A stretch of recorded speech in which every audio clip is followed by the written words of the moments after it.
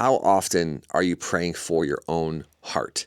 Before you pray for your family or for your friends or for your city, how often do you start just by praying for yourself? Now, I'm not just talking about, that you'd be able to resist, the big sins that you struggle with, or you get the big prayer requests, that you're asking for in your life. Those things are important. But I'm talking about the kind of prayer where it's literally all about what's inside of you. So no matter else, all these other peripheral things, there might be big legitimate things for healing for a loved one or, whatever it is.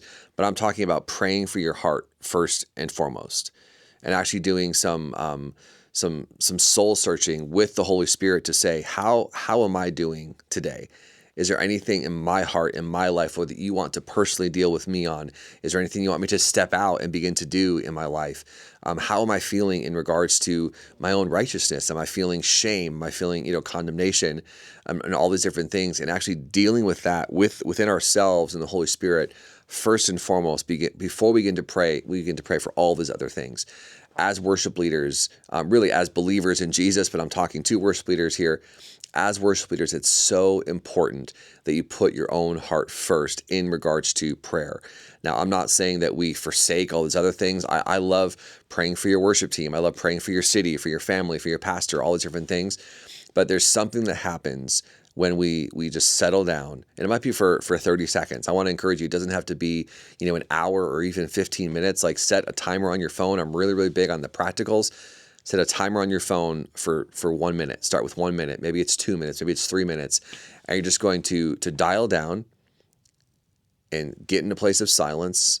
Maybe you have some gentle music on. I'm a big fan of silence. And you just kind of go mind blank. This is how I do it. I go mind blank.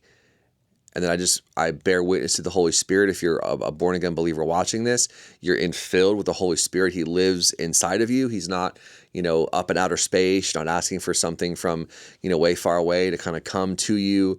He's right inside of you. He's closer than the air that you're breathing. He's right there. And you just dial down in that place. And I love just to begin to just recognize him, recognize his presence within me. And just say, I might say something like, thank you, Holy Spirit, that I'm not alone. Thank you, Holy Spirit, that you've never left me, you've never forsaken me, and that you never will, that you're closer than the air that I'm breathing. And I just come to you right now in these 30 seconds, this 1 minute.